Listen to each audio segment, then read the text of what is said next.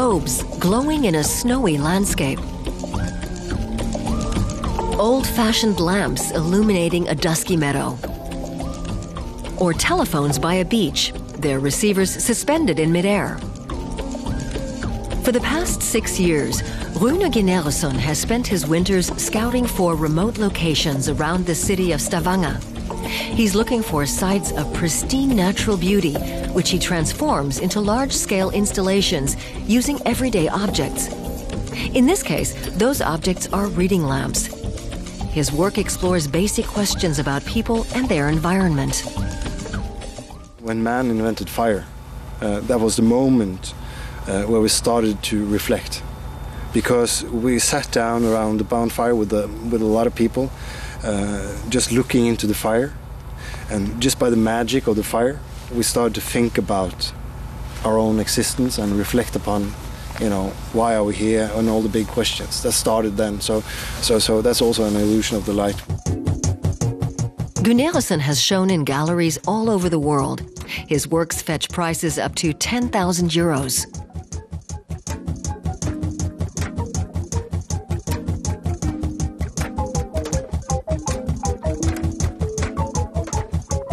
For all of his projects, he's had to travel more than 500 kilometers from Oslo.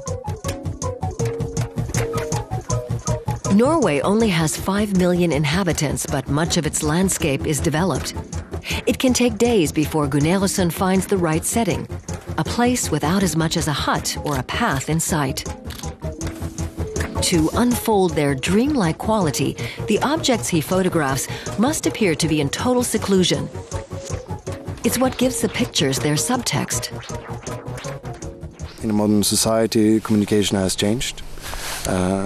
It's fast. If you just go back to when these phones were invented, everyone in Norway had this exact phone. No one else had them. And it's kind of quite a communistic way of thinking. If you're going to have a phone, it's this one. But today, it's something completely different. You have hundreds of models to choose from. And I think it also tells something about how we used to communicate and how we communicate today. Maybe we should communicate slower. I would like so.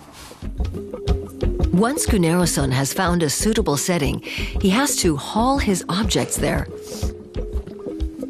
He carries them on foot over difficult terrain. It takes him 2 days to mount 160 lamps in this tree. He stages the image with care, ensuring that the balance of light is just right. He also has to hide all the power cables to lend the photo an eerie atmosphere. The lamps need 8,000 watts of power, so Guneriussen has set up a generator. He uses an analog plate camera with extremely high resolution. The final image will be placed onto a large screen. I want people to get in close and see everything at the smallest details, and for me that is important. Not just so much about the lamps, but people start all of a sudden looking at the grass, because they can see it on the picture, really crisp and sharp. And the small details in nature is all of a sudden something they pay attention to, which they wouldn't have done if you're just walking through it. No automatic shutter release, no auto correction. A plate camera photographer needs to know exactly what he's after. Setting up the shot takes 2 hours, and timing is key. If it's too dark, it'll look like a Christmas card.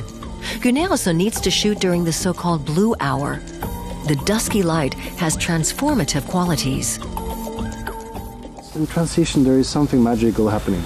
And for me, that's the point where the light and the nature works perfectly together. So when it's completely dark, it looks really awful, but that little moment of transition is most interesting. And every human has been mesmerized by this. The artist takes 8 shots. Later, he'll pick his favorite image and make just 5 prints. The low edition is not a marketing strategy. The objects Ruen Guneriussen photographs may be everyday items. The images they evoke, however, question the wisdom of mass production.